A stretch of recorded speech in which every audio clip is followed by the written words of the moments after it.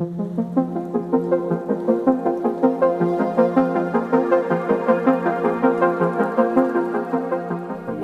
to Those Who Dare. This is our guide to combat in the daring system. I'm here with my co-designer Tom, and I am Lucanus, or Luke, and so today we're going to teach you how to play combat in Those Who Dare.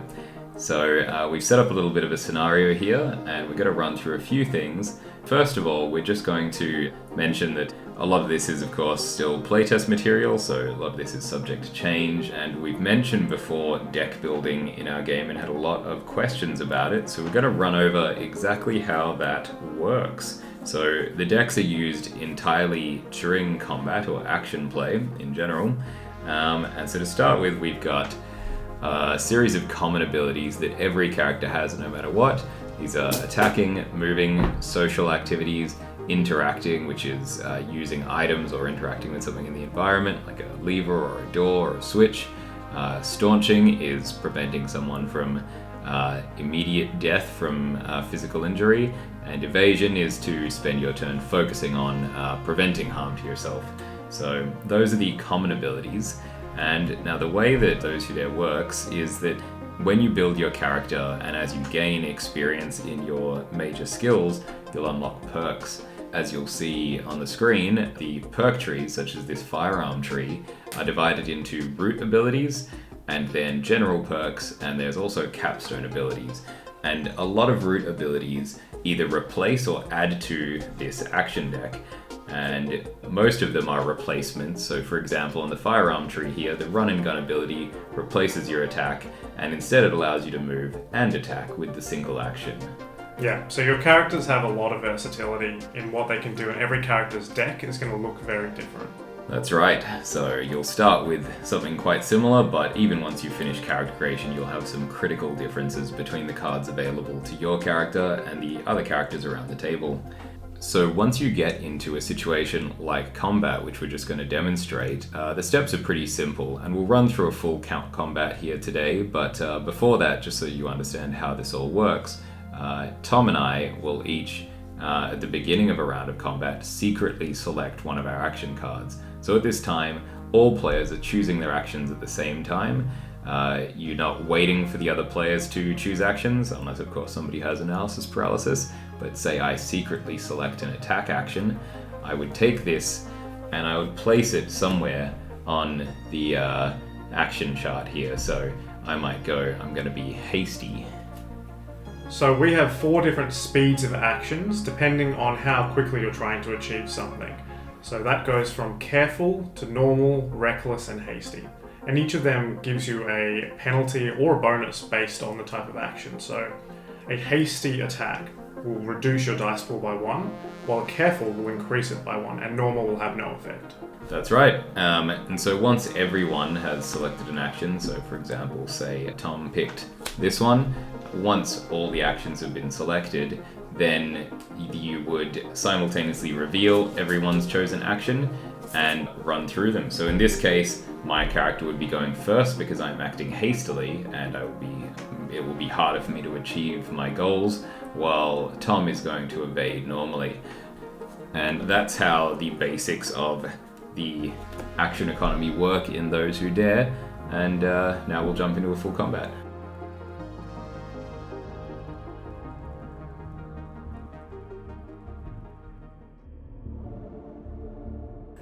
So the scenario we have here is Tom and I each have a space marine, and they're on some sort of a ship or in a facility. They're about to come through a door and find out that some poor person has been eaten alive by whatever these monstrous creatures are. And thank you, Awaken Realms, for the lovely miniatures. This video is not sponsored in any way.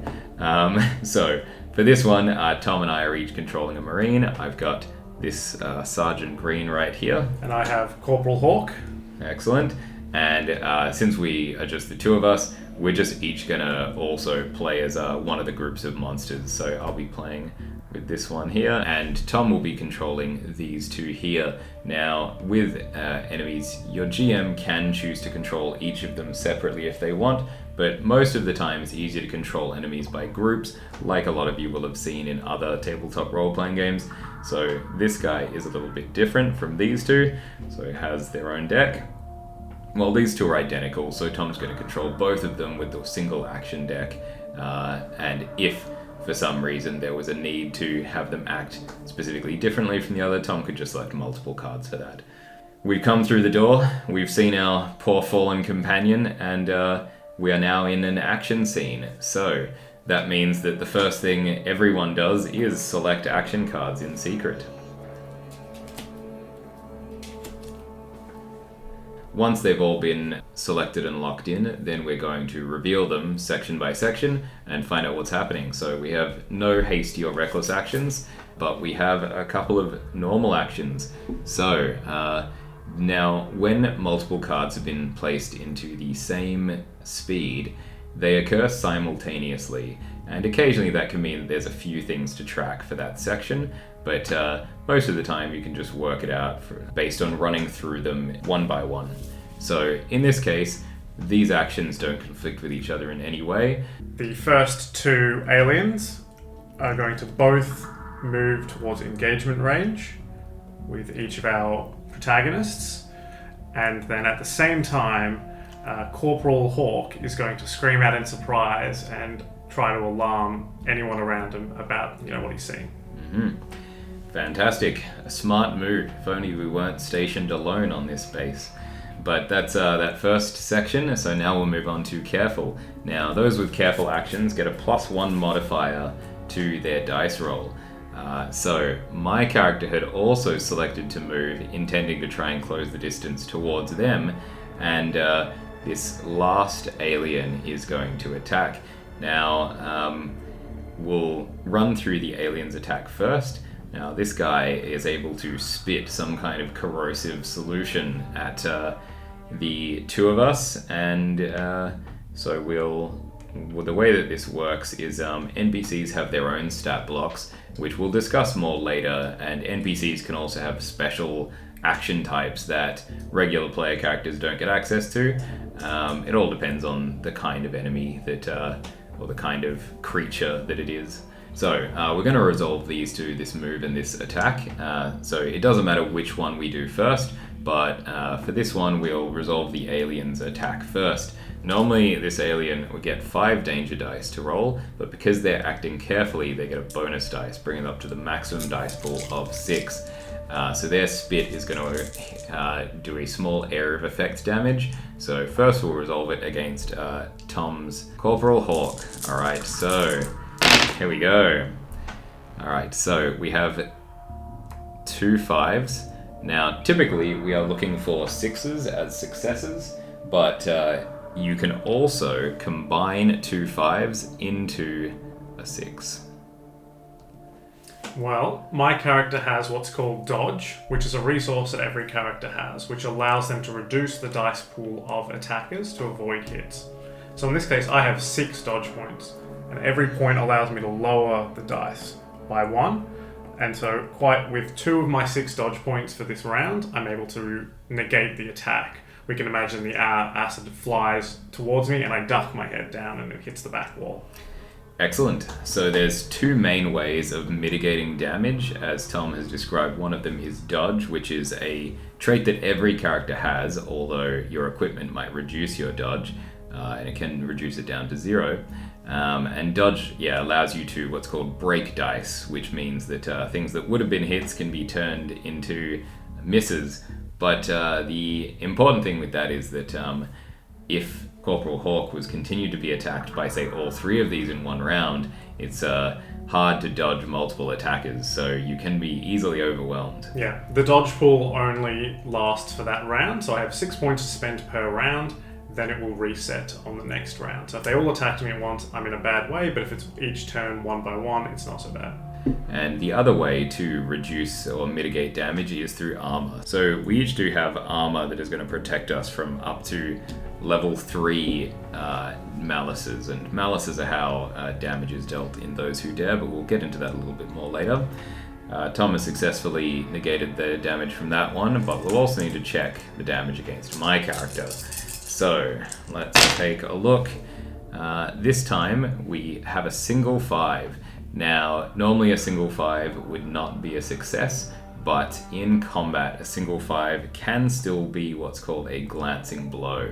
And what that means is that it's not harmful enough to deal full damage. However, it is enough to perhaps accumulate into damage down the track. So the other part of dealing damage is we need to find out where the damage is being dealt to. So you roll 1 extra dice, and this is called a limb dice. So that would be my chest, and so the spit of this creature is able to get through my armor. So I'm going to take 1 glancing blow on my chest, and if I were to take 3 of those, that would turn into a full malice for me, so I don't want to keep getting that.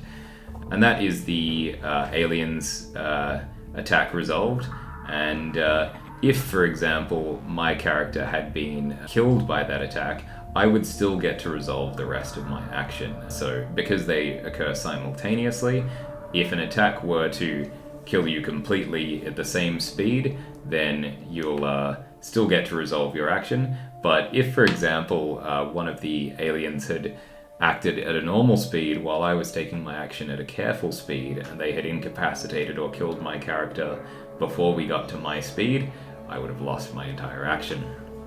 Alright, the next thing we'll cover is my character, the last one to act here. Now, I have selected a move, but since they have closed the full distance with us, the move no longer makes a lot of sense. So no matter what you've selected, you can always choose to revert your action to what's called a restricted move or to a restricted attack. So you can always just move your base speed, or you can always just attack with whatever you have in your hands or your bare hands if you have no other options. So my character has a energy pistol, and there is now a threatening alien right in their face. So rather than moving, I'm going to switch to a restricted attack. So I'll be attacking with the energy pistol. So here is how we work that out. So my character has an aptitude of 3 for danger, which gives them 3 dice for dealing damage. Then they have the firearm skill to level 3, which gives them another 3 dice. This gives me 6. Now, typically, I would also get another dice from acting carefully, but you actually can't increase your dice pool by more than 6 in most gameplay, only through specialized rules, which we're not using here for this. So that extra dice is sadly worthless to me right now, but instead I can still roll these 6, try and shoot one of these ugly things in front of me. Okay, so I've gotten 2 successes. Now, the way that this works is that I only need 1 success to deal this damage against this horrible creature, but the extra success can actually be banked for later. So what I'm going to do is I'm going to take one of these 6s and I'm just going to add it to my character sheet somewhere so that I can keep track of that. You could also record this, just on some scratch paper or by keeping a tally, and these will clear once you reach downtime, but for now I have the momentum of victory behind me. Sergeant Green fires their energy pistol at this thing with brilliant accuracy, but unfortunately this thing's armor is too thick for the energy pistol to get through, so it doesn't deal any damage, but that danger success may come in great handy later. Alright, and that is all actions resolved for this round.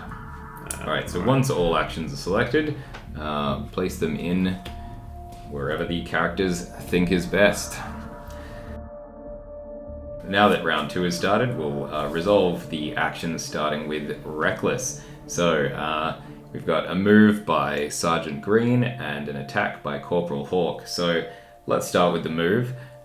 Sergeant Green is actually a bit of a coward, and confronted with these Herras, they are just going to leg it. Now, the way movement speed works in Those Who Dare is not rigidly defined, so rather than having strict movement distances that you can achieve in one turn, every character instead just has an abstract speed, so it's tied to the fitness of your character and can be modified through certain skills like agility, but as a base, because Sergeant Green has a fitness of 2, they're able to run without taxing themselves, so that's what they're going to do. And one of the perks that they have, because they actually have the skill agility, is that they have the evasive movement perk. So when they do run, they automatically gain 1 extra dodge for the remainder of that round. And as for Corporal Hawk, he is going to attack with his thermal blade. So I will now roll the dice pool. Corporal Hawk has 3 danger, giving him 3 base dice, and then he has another 2 levels in melee weapons. However, he's acting recklessly, which takes away 2 of the dice, leaving a remaining 3 dice. Remembering that we need to get a 1-6 for a success or a 5 for a glancing blow. 6 turns up. There you go. As you can see, I've gotten 1-6, and so I've got a successful hit. So weapons in Those Who Dare have 3 stats called DPS. One is damage, one is penetration, and one is strip. So for this particular circumstance, we only care about damage and penetration. So his penetration is 4 for the weapon. It being a thermal blade, it can cut through armor quite well. However, it only has a damage of 1. But that is enough to get through the Xeno's armor, which I imagine is less than 4. The Xeno's armor is 3, so yes, that does manage to penetrate. So NPC stats can be categorized in a few different ways. It is possible for some NPCs to have entire limbs, but for minor NPCs like these, often they just have an entire body threshold where once they take enough damage, they're going to go down. That way the GM doesn't have too much to track for every single NPC on the board. Great. Corporal Hawk draws his knife and slashes it across the face of the Xeno, attacking him, dealing 1 tier 1 malice. Alright, fantastic. So the GM will track that damage. The alien in this case is still alive for the moment, but yeah, now it's bleed him. Alright, that is both of our reckless actions resolved. So next up we have Hasty. Alright, and it looks like both of the aliens that Sergeant Green left Corporal Hawk with are attacking. I think Sergeant Green is a bit of a coward, as their character traits dictate, but yeah. That's alright. So let's find out what these do. So these guys normally have 5 dice each for their danger, but they are acting hastily. So the first one is going to attack and has a 6 and a 5. Corporal Hawk is going to spend 3 dodge to reduce those 2 dice down to 4. Alright, that turns that dice roll into a complete miss, but Corporal Hawk has expended half their dodge pool already, and now there is a second attack coming their way.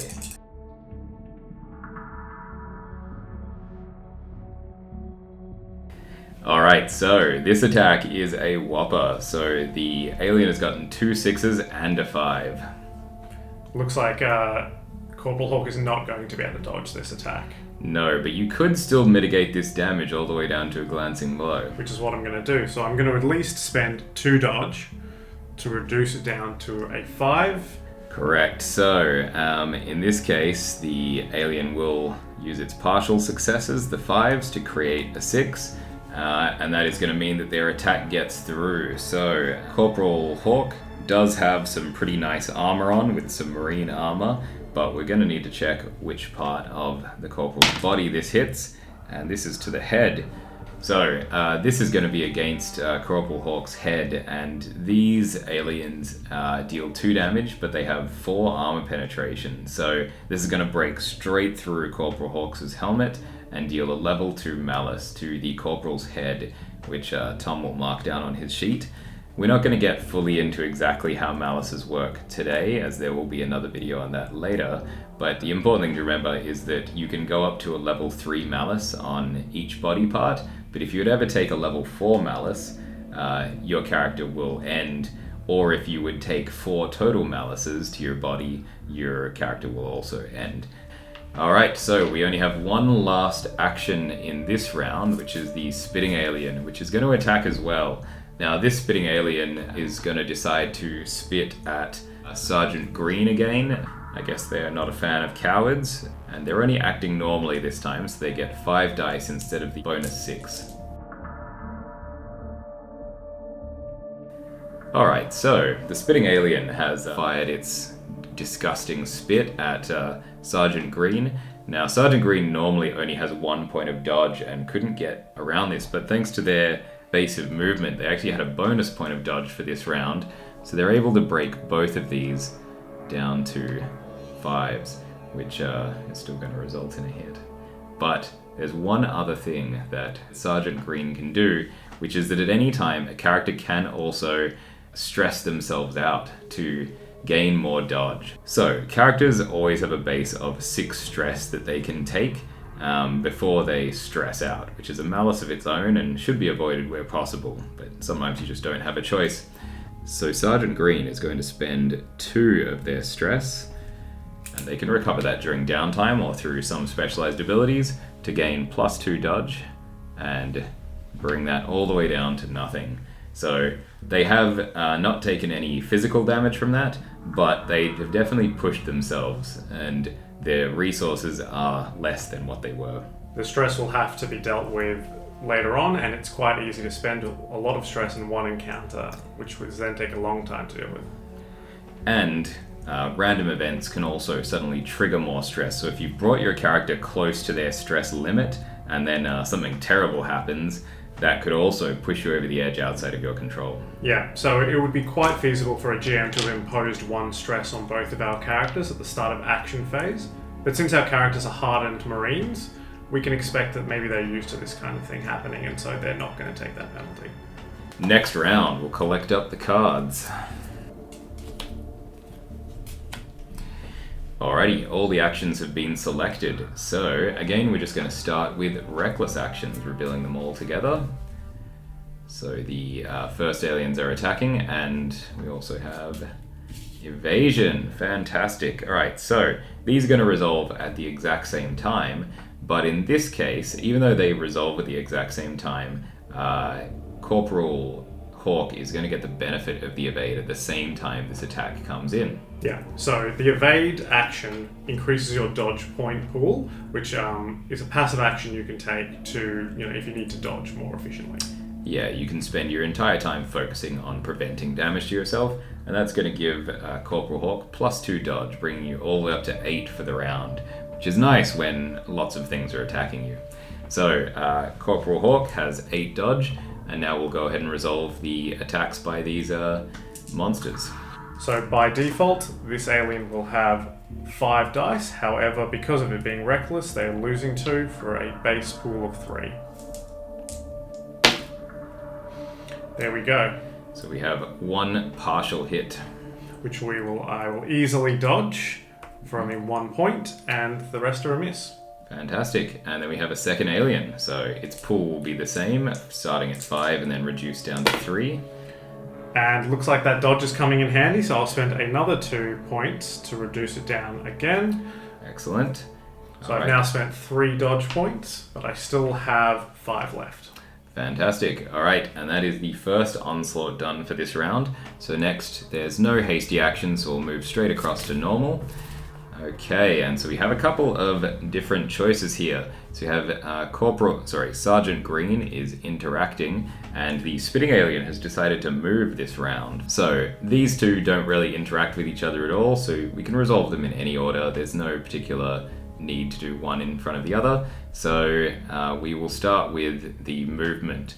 This guy is going to come on in closer, but perhaps help is on the way. So Sergeant Green is going to use their scanner. They are going to use this to supplement their insight ability to try and work out the weaknesses of this. Obviously an energy pistol was not enough to get through. So far only Hawk's thermal knife has been able to get through, but perhaps they have another weakness. So this one is a psyche skill. So as a base, Sergeant Green has 1 psyche and has 2 points in the insight skill, giving them a pool of 3 dice, and their scanner gives them an extra dice to use for this. But Sergeant Green actually has an additional skill. Now, we haven't dealt with minor skills yet, but they have the minor skill xenobiology.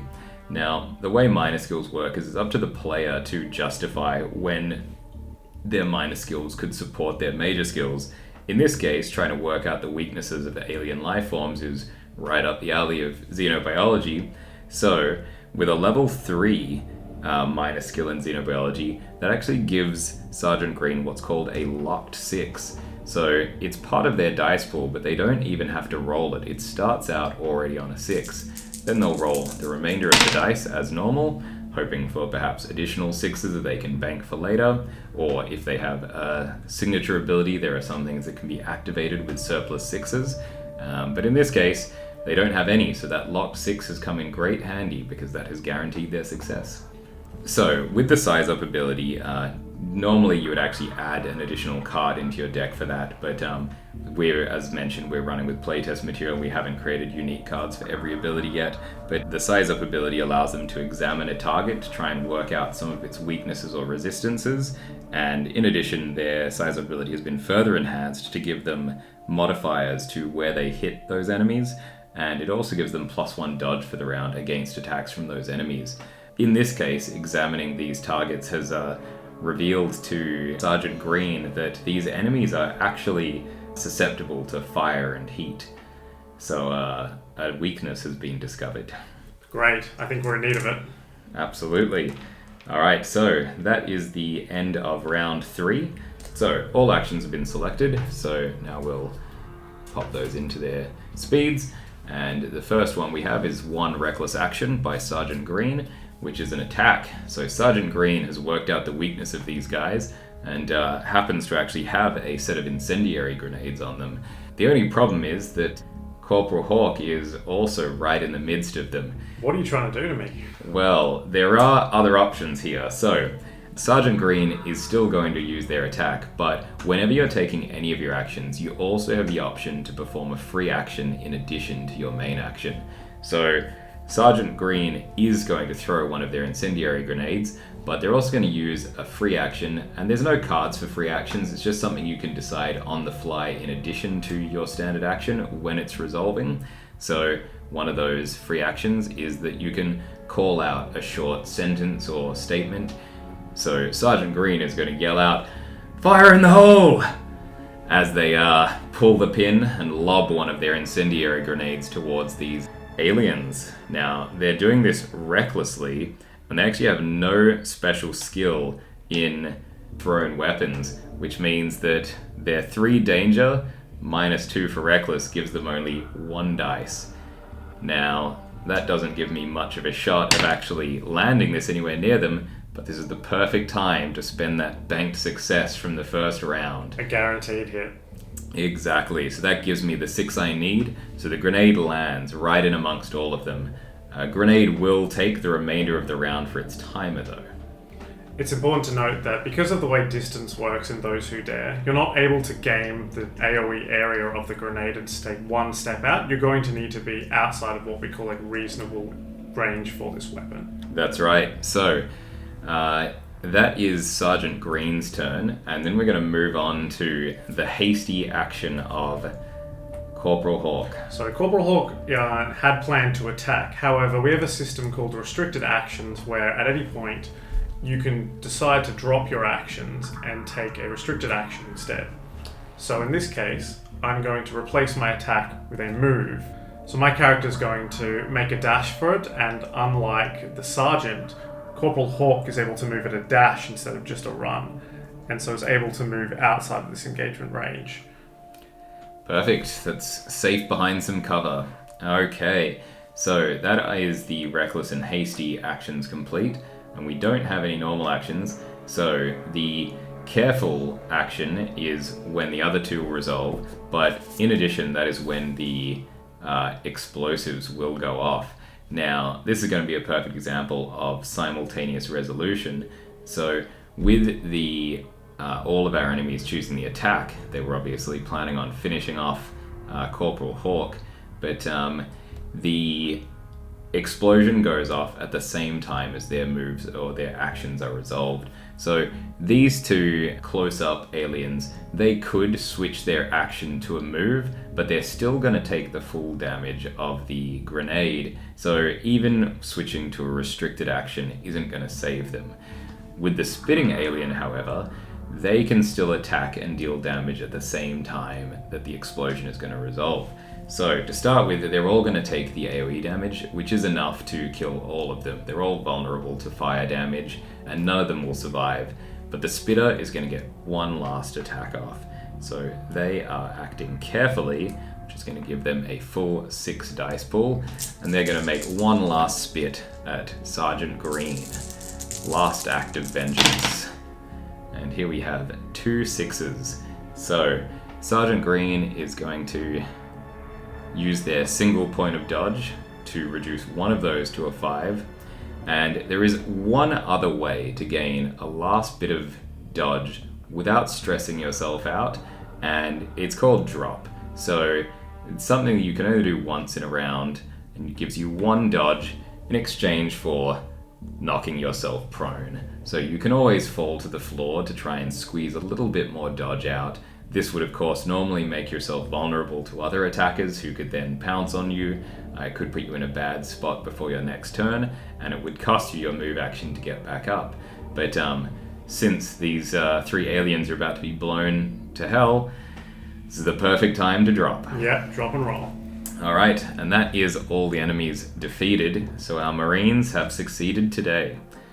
Minus their friend. Rest in peace. So that's how combat works in Those Who Dare. Feel free to send us your questions, comment on this video, or contact us through GameFound or directly. We'd love to hear from you, or come chat with us on our Discord. Cheers, thank you. Thanks.